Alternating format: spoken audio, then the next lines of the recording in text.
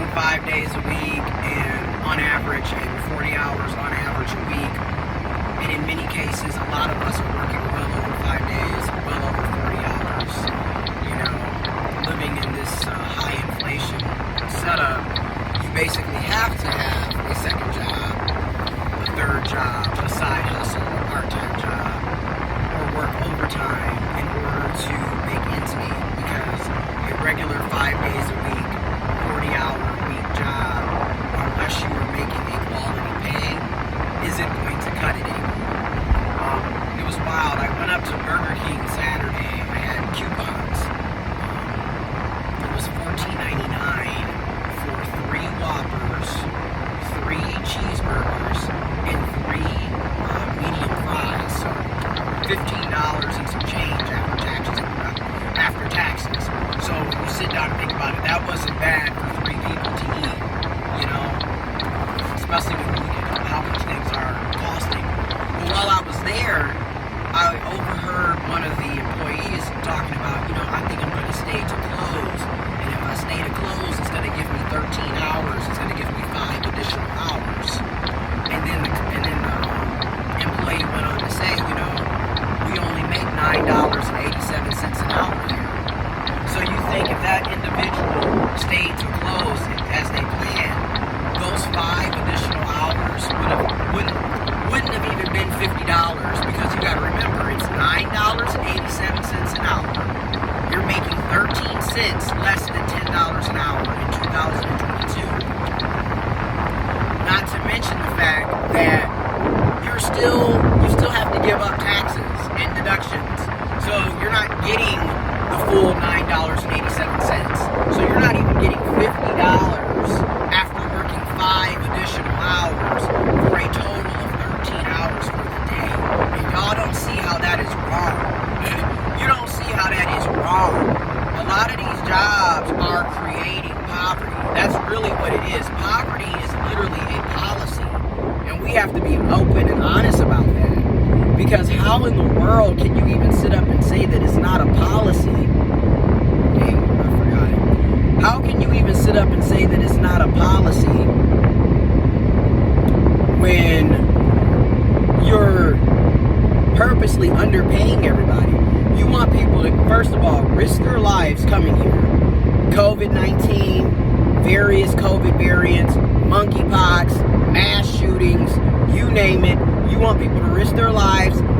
You want them to risk the customers' lives. You want them to risk their families' lives, risking everybody's lives, and you're not even paying a living wage. What is somebody supposed to do on $9.87 an hour when gas, right now in my area, the lowest I've seen gas is $3.84 a gallon?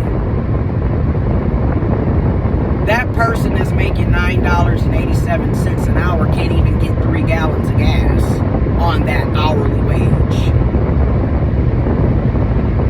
So what are we really doing here? And then, like I was stating, a lot of us, you know, I've said this so many times before, a lot of us, when it is the weekend or we get a day off, it's not a day off. You're running errands. A lot of us have second and third jobs. A lot of us have part-time jobs and side hustles. So you're not really ever getting a true day of rest half the time. It's just running from pillar to post, basically, which is why I think we deserve 3-day work weekends, because it's just ridiculous. I mean, as soon as you get off work from one job Friday, you're turning around to clock in at another job.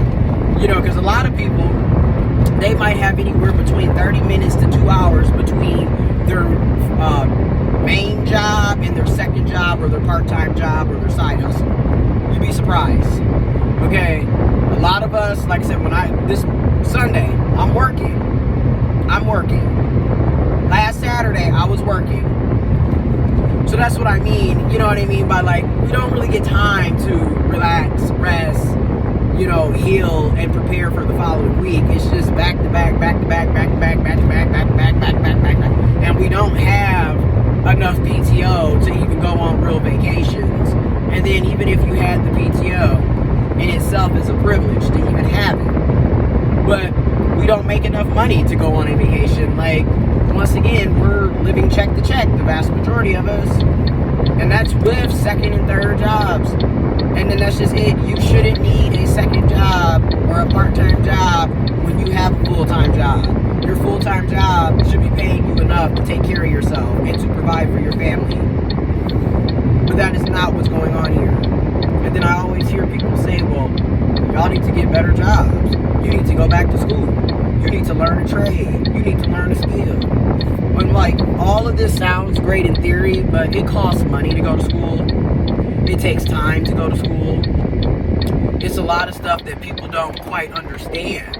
You know, it sounds great in theory, but in reality, it's not as good as you think it is. Because you got to have time and money to go to school. Okay? And then, okay, you enroll in a class. You enroll in a degree program or a trade skill, you know, a trade program. Keep in mind, it's not like the minute you enroll in it, you're going to have a brand new job and you're just automatically going to have these skills and walk into a decent paying job. It does not work like that. It's going to take anywhere from 6 months to 2 years for you to complete the program. So it's not like you're just going to walk in and immediately have a better paying job. So it's like a lot of the stuff that y'all be saying aren't even, y'all don't have anything, there's no thought process to some of the stuff that people recommend, okay? Yes, we should be trying to better ourselves and all of that. I totally agree. That's why I'm going into HVAC. But keep in mind, in order for me to get that certificate, that's a 9-month program. So I'm not going to go from making $14.92 to making a decent paying job for at least another 9 months to a year from when I start. So it's not like this is overnight. And I think it's really annoying how this happens a lot of times and people don't sit down and think about it because it's not fair. You know, people just assume that somehow we automatically are able to, you know, walk into that, and we're not. And it takes time. It's, you know, again, we need better paying jobs yesterday. You know what I mean? I gotta take another 9 months after I done already wasted 6 years getting a master's degree, after I done already spent 12 years out from high school.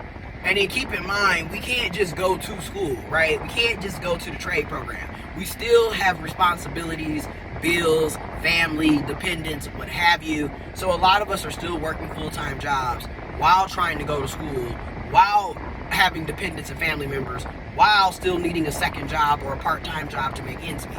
So a lot of the stuff that we're recommending people, it really is not realistic. It's just not. It's not. You know what I mean? Because that's just it. We should have been doing HVAC when we got out of high school. Not when we 30 years old trying to do all these other things and trying to better. Like, you see what I'm saying? And it's not to say that it can't be done. Because like I said, I'm going to be going part-time. Now, I got a surgery coming up basically in 30 days. So I was originally going to start my HVAC program in the fall. But because of my surgery, that's going to have to be postponed because I'm going to be on short-term disability for 4 to 6 weeks to recover from the surgery. Obviously, I'm not going to be going to school fresh out of surgery. So I'm going to have to postpone that until the winter semester, you know, so that's that. But that's what I mean by, okay, so now we got to go all the way to January 2023. Ideally, sometime around September, December of 2023, I would have my certificate. So you see how from now, August 2022, I won't be able to benefit from the HVAC technician program until September, October of 2023. So we got a whole nother year before that's even going to be valuable for me. And that's what I mean by people have all of these great ideas, but none of this stuff is fast-paced. It's not instant, and we get it, but that's just it. We needed this type of money yesterday, not a year from now. You see, and this is why so many of us are in these situations. Now, granted, I'm still going to pursue my HVAC technician, and I hope other people do find ways to make it work for them, but realistically speaking, a lot of this is very difficult, and it's not realistic for most people. And this is why we need jobs today to start paying people living wages instead of sitting up here taking advantage of people. And again, we need a 3-day weekend. We really do. We would benefit from Friday, Saturday, Sunday, or Saturday, Sunday, Monday, or something. Because this coming right back to work Monday after you got off work Friday, and really when you think about it, you really only have Saturday as a true day off, because Sunday you're literally getting ready for Monday. That's not, you feel what I'm saying? And then a lot of us have second and third jobs and part-time jobs and side hustles, so the weekends aren't really a break, or the days that you have off aren't really days off. And then, like I said, if you have family, you have children, you have dependents, your time is never your time. Your money is never your money. You're sharing all of that around and allocating that around your family, your dependents, your children. So a lot of people are tired out and burnt out, overworked and underpaid severely, and we're trying to find all of these remedies to try to fix the situation, but a lot of times the situation is not being fixed. We're just kind of rolling around, going back and forth around, trying to figure out how we're going to make ends meet, and it's just not realistic anymore. It's not. And I'm going to leave off saying this.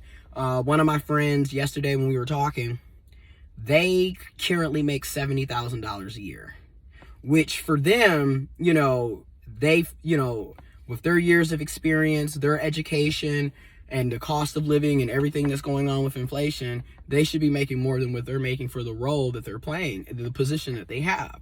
And then here I am at 40, at which after taxes, $28,646.32. I'm sitting over here like, well, if I could get 70,000, that would be 58,000. That would literally be a $30,000 increase for me, literally, and that would like do so much for me. But then but then just listening to what he was saying, I'm like, well, damn, I have a master's. I should also be making 70+ thousand a year, and he has an opportunity to switch with another company in the same field and can be making anywhere between $100,000 and $150,000 a year. So he's looking at that and taking that opportunity, and I hope everything works out for him and he gets that position, because that is life-changing. And that's just it. A lot of us need life-changing opportunities, and not this, I'm giving you a 3%, 5% merit increase if you're lucky shit. No, we need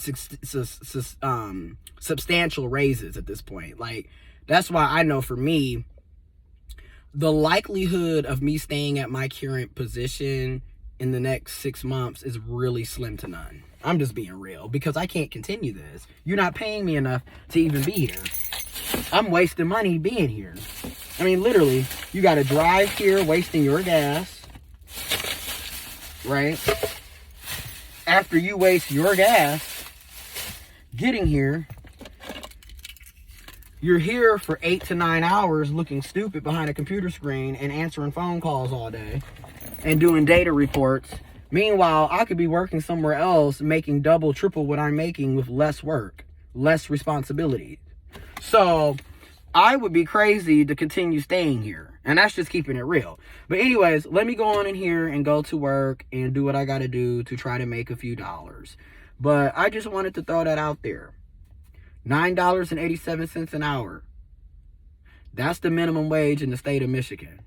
That is poverty pay.